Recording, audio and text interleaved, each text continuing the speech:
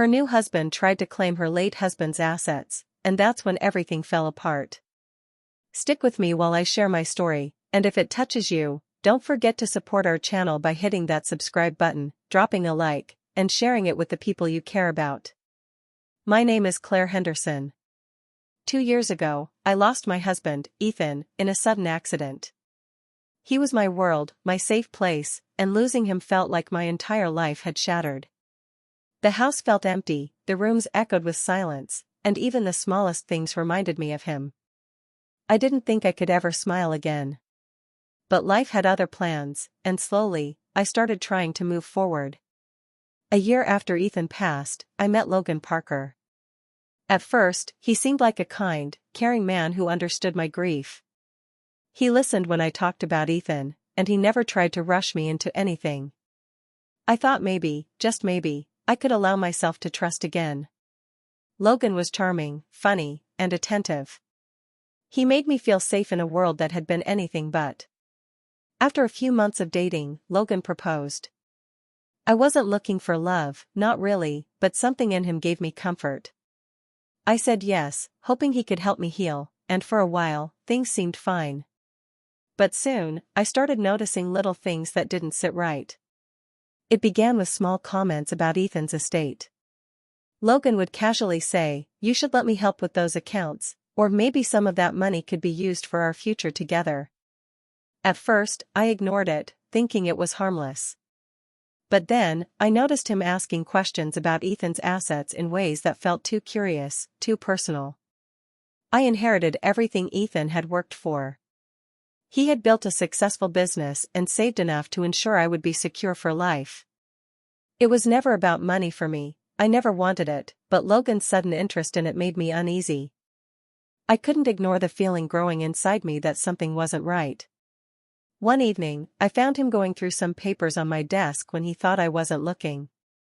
He claimed he was just organizing, but the look in his eyes made me freeze. I realized then that the man I had trusted might not be the man I thought he was. My heart ached, not for Ethan this time, but for the betrayal I could feel coming. Logan's charm was fading, and his true colors were beginning to show. Every conversation about the future seemed to circle back to Ethan's assets, and I could see the greed forming in him. I was torn, hurt, and scared, but deep inside, a quiet fire started to grow. I knew I couldn't let anyone take what Ethan had left me. That was when everything began to change. I had lost a husband, but I wasn't going to lose myself or my life's security to someone who didn't deserve it. And that's when the fight for my late husband's legacy, and my own peace, truly began. After a few months of marriage, Logan started showing a different side. At first, it was small things, casual suggestions about the estate, or questions about how I was managing Ethan's assets. He would say things like, "I could handle some of this for you," or, "It's a lot for one person, let me help." At first, I thought he was being considerate, but the words didn't feel right. There was something in his tone, a subtle push that made me uneasy. Logan began pressuring me more often, insisting that he should have a say in the decisions about the estate. He framed it like he was helping me or making things easier, but deep down, I could sense his real intention. Every suggestion carried a hidden demand. He wanted control, and I started to feel trapped. Around this time, my best friend, Maya, came to visit. She had known me since college and had watched me and Ethan grow together. When she noticed how Logan kept hinting at taking over things that didn't belong to him, she didn't hide her concern. "Claire," she said one evening, "I don't like how he's talking about your husband's estate. You need to be careful. I think he's trying to take advantage of you." At first, I brushed it off. I didn't want to believe that Logan, someone I had started to trust, could be manipulative. But as days passed, the feeling in my gut grew stronger. Logan's words were always gentle, but they carried pressure. He would smile, act concerned, and claim he was only trying to help, but the constant nudging made me question his motives. The emotional tension began to weigh heavily on me. I loved Logan, or at least, I thought I did, but I couldn't shake the doubt creeping into my mind. Every time I considered giving him control over any part of the estate, a small voice inside me screamed that it wasn't right. I started wondering if he had ever loved me at all or if his eyes were only on what I had inherited from Ethan. It was exhausting, trying to balance my love for Logan with the nagging sense that he wasn't who he seemed to be. I found myself questioning everything, his words, his actions, even the way he smiled at me. Could someone truly love you and want your possessions at the same time? The thought hurt more than I wanted to admit. Maya's warnings echoed in my mind as I tried to remain calm and careful. I couldn't confront Logan directly yet. I needed proof, a way to see his true intentions clearly. And deep down, I knew that whatever happened next would define not just my marriage, but whether I could protect what Ethan had left me. For the first time, I realized this was more than just marriage problems. This was betrayal hiding behind charm, and I had to stay sharp if I wanted to keep what mattered most to me. Logan's push for control had begun, and I had to prepare for what came next. Logan's behavior started getting worse. He began isolating me from Ethan's family, especially my brother, David. David had always been my rock, supporting me after Ethan passed. But Logan found small ways to keep me from seeing him. He would suggest, "Why don't we spend more time together, just us, or David doesn't understand our life now." At first, I thought he just wanted to spend time with me, but soon it felt like he was trying to cut me off from anyone who might question him. He also started rewriting the story of Ethan's estate. He would casually say things like, "Ethan worked hard, but now it's our turn. These assets should help our life together." His words were smooth, but they carried a weight I couldn't ignore. Every conversation was meant to make me doubt whether I was doing the right thing by keeping control. It felt like he was erasing Ethan's legacy and replacing it with his own plans. I felt torn. Grief still weighed heavily on me, and I still loved Ethan in a way that never faded. At the same time, I had to navigate Logan's manipulation carefully. Confronting him directly felt dangerous. He was clever and always found ways to twist the conversation so that I looked unreasonable. I was stuck between protecting what Ethan had left me and dealing with the man I had married. Late one night, after another tense argument where Logan suggested selling part of Ethan's business for our future, I realized I needed a plan. I couldn't just trust my instincts anymore, I had to be careful. Quietly, I began documenting everything Logan did. I kept notes of his suggestions, the conversations where he pushed for control, and the ways he tried to manipulate my feelings. It felt empowering in a small way. Writing things down made me feel like I was regaining some control over the situation. Logan thought I was fragile and confused, but secretly, I was preparing. Every note, every record, was a piece of evidence. It wasn't revenge yet, but it was the first step. The emotional manipulation was exhausting. I often cried alone, thinking about how much Ethan would have hated seeing this happen. But at the same time, the anger growing inside me gave me focus. I knew I had to stay calm on the surface, but underneath, I was planning. For the first time since Logan started trying to control everything, I felt a spark of determination. I wasn't just going to let him take what Ethan had built. I would protect it, quietly and smartly, until the right moment. Logan may have thought he could rewrite history and isolate me, but he didn't know that I was already preparing for him to face the consequences of his greed. One afternoon, while going through some paperwork, I discovered something that made my heart stop. Logan had secretly contacted Ethan's lawyer, asking about transferring parts of the estate into his name. He hadn't told me, hadn't even hinted at it. Everything he had been saying about helping manage things suddenly made sense. It wasn't help, it was a plan to take what Ethan had built for me. I felt a wave of shock and betrayal wash over me. The man I had trusted, married, and allowed into my life was trying to steal from my late husband. I remembered the promises Logan had made, the smiles, the caring words, and it all felt like a lie. I wanted to scream, to confront him immediately, but I knew that reacting without a plan could make things worse. As the reality sank in, my mind went back to Ethan. I thought about the man he was, honest, hardworking, and protective of the people he loved. He had built the estate with sweat and sacrifice, not for someone like Logan to swoop in and claim it. The memory of Ethan gave me clarity. I realized that no matter how charming Logan seemed, I could not let him manipulate me or erase everything my first love had left behind. For the first time, I felt a clear sense of purpose. This wasn't just about money, it was about loyalty, honor, and respect for Ethan. Logan had underestimated me, assuming grief and love would make me weak. But I wasn't weak, and I wasn't going to let him win. I decided then that I needed a careful, quiet approach. I couldn't allow my emotions to take over, because Logan was clever and could twist any argument. I needed proof, evidence, and a plan. Slowly, methodically, I began gathering everything I could find: copies of emails, notes on conversations, and records of his attempts to interfere with the estate. Every piece of information became part of a strategy. The anger I felt mixed with determination. I wasn't thinking about revenge in a cruel way, this was about protecting what was rightfully mine and ensuring Logan could not manipulate or intimidate me further. I knew I had to stay calm, act smart, and be patient. That day marked a turning point. Logan's betrayal was out in the open, and I finally saw him for who he really was. Instead of feeling defeated, I felt a sense of strength I hadn't known I had.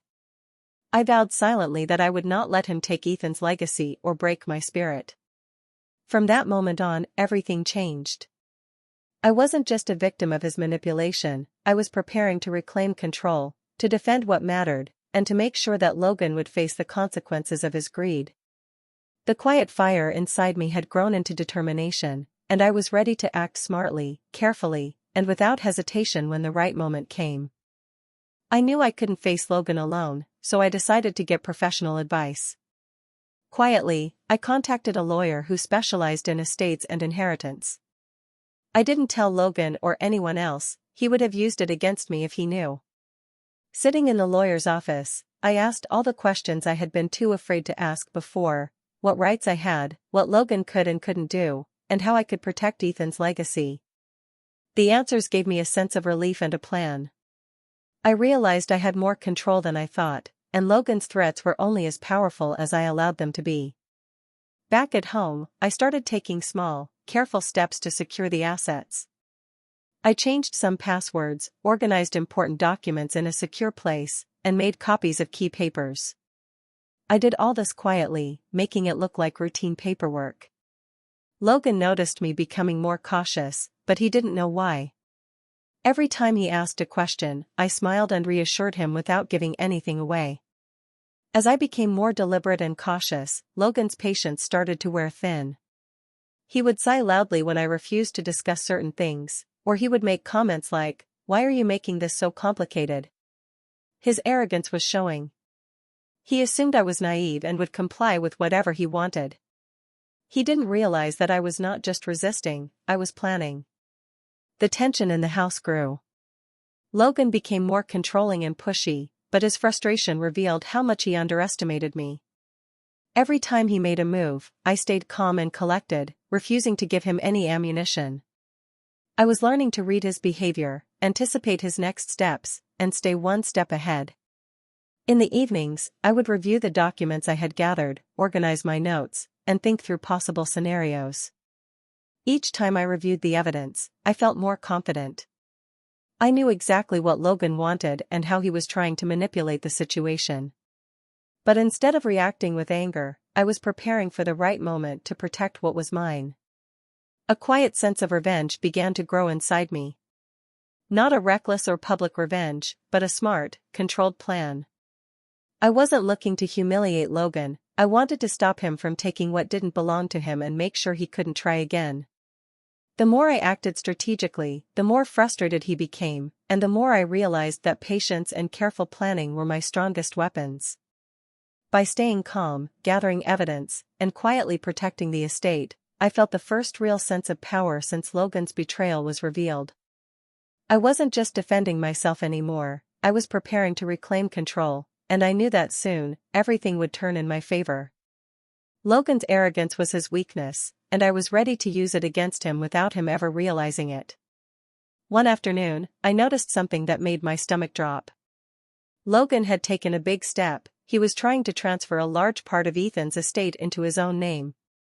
He thought I wasn't paying attention, but I had been watching carefully, keeping track of his moves. My heart pounded as I realized he had overstepped. This was no longer subtle manipulation, it was a bold attempt to steal everything Ethan had built. I gathered all the evidence I had collected over the past weeks, emails, notes, and records of his earlier attempts, and confronted him directly. "Logan," I said calmly, "I know what you're trying to do. I have all the proof of your attempts to take Ethan's assets. This ends now." For a moment, he froze, clearly not expecting me to speak with such confidence. Then he tried to twist the situation, gaslighting me as he often did. "You're imagining things, Claire. I'm only trying to help you manage the estate," he said, his voice smooth and insistent. But I didn't flinch. I had seen the emails, the calls, the secret instructions to the lawyer. His lies had no power over me anymore. I stayed composed, showing him that I was in control. "I'm not imagining anything. Every move you've made is documented. You can't take what isn't yours," I said firmly. I could see his arrogance faltering, his confidence shaken. For the first time, Logan realized I wasn't the same grieving, trusting woman he thought I was. I had been preparing for this moment, and now I was ready to act. Using the lawyer's advice, I immediately contacted Ethan's attorney and confirmed that the transfer could be stopped. I explained the situation and provided the evidence of Logan's attempts. Within hours, the transfer was halted, and the estate remained fully under my control. I felt a wave of relief mixed with satisfaction. I had faced his bold attempt head-on and come out victorious. It was more than just stopping a financial move, it was a symbolic win. Logan's confidence had been shattered, and my resolve had grown even stronger. I realized that staying calm, gathering proof, and acting at the right moment gave me a power he could not take away. Seeing him frustrated and angry without knowing how to respond gave me a sense of quiet satisfaction. I didn't need to shout or make a scene, the law and careful planning were on my side.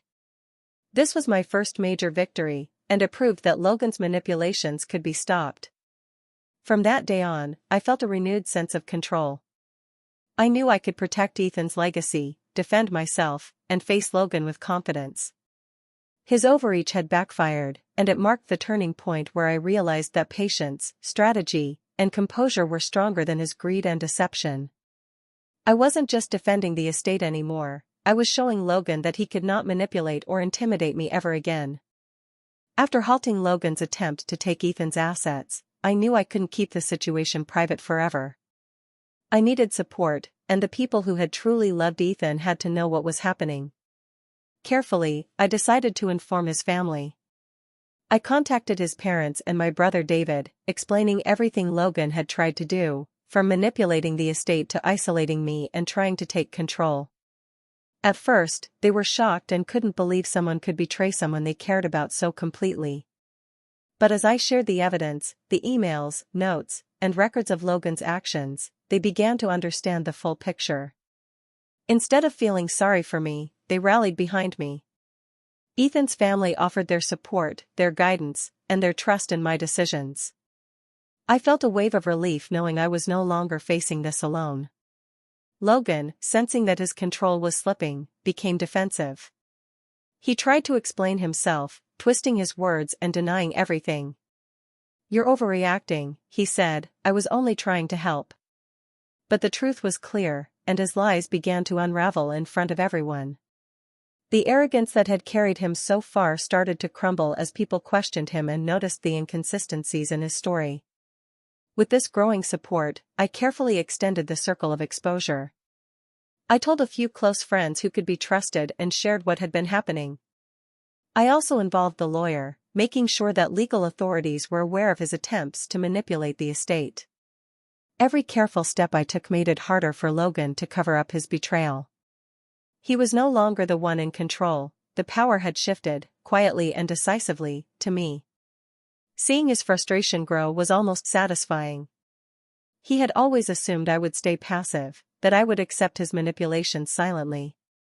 Instead, his own actions were coming back to haunt him. People who had once considered him charming now began to see the truth, and his credibility was slipping fast. The emotional satisfaction I felt wasn't about humiliating Logan publicly, it was about justice and reclaiming the dignity that he had tried to take from me and Ethan's legacy. It felt good to see his plans fail and to know that he could no longer manipulate or intimidate me. For the first time in months, I felt calm and in control. Betrayal, which had once left me anxious and doubting myself, was starting to backfire on Logan. Every move he made to take advantage of me was now turning against him. I realized that truth, patience, and careful planning could expose even the most cunning lies.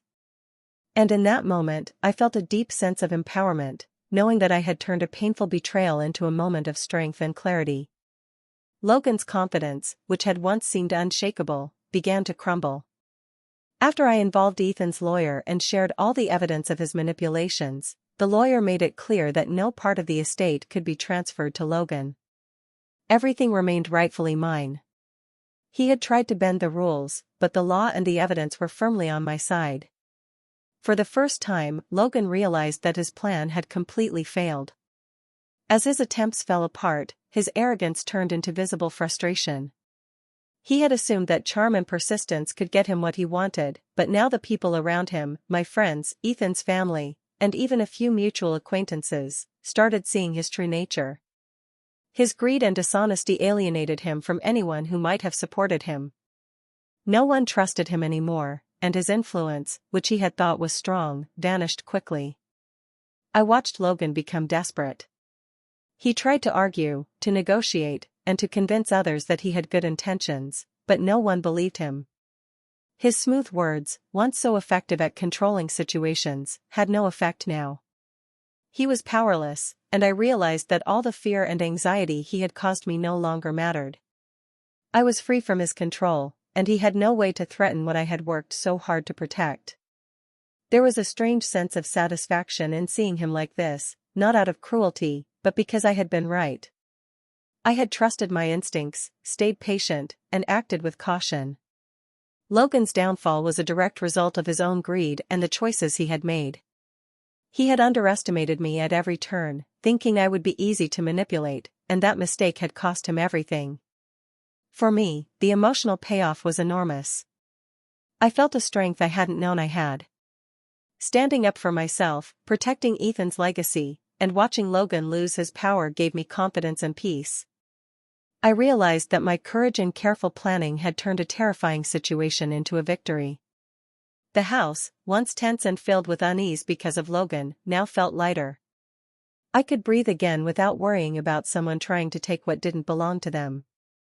More importantly, I felt proud of myself. I had faced manipulation, greed, and betrayal, and I had emerged stronger, wiser, and in control. Logan's downfall wasn't about revenge in the cruel sense, it was about justice, boundaries, and reclaiming my life. I no longer felt anxious or fearful. I had the power to protect myself and the people and legacy I loved. Seeing Logan lose what he tried to take from me was a confirmation that standing firm, staying patient, and acting wisely was always stronger than giving in to fear or manipulation. For the first time in months, I felt fully in control of my life, my estate, and my future. Logan's greed had failed, and I had won, not just legally, but emotionally, too. After Logan's plans completely failed, I realized I didn't need to humiliate him publicly to get justice. My goal wasn't to embarrass him, it was to make sure he could never threaten me or Ethan's estate again.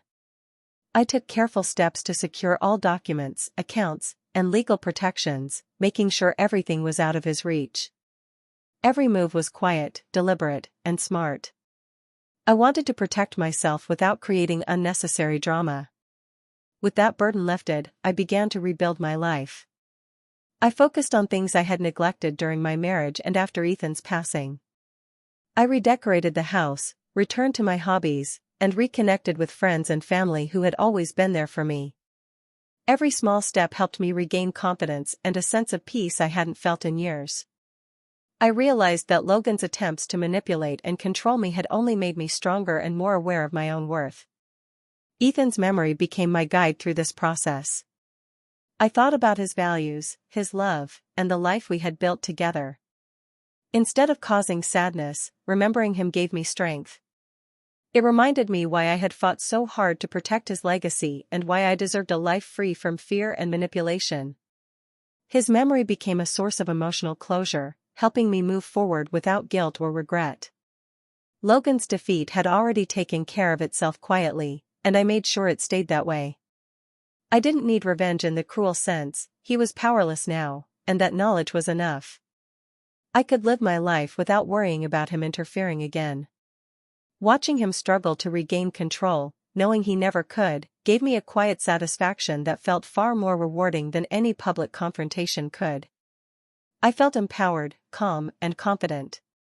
Every step I had taken, from documenting his schemes to consulting the lawyer, to stopping the asset transfer, and finally securing everything, had been deliberate and thoughtful.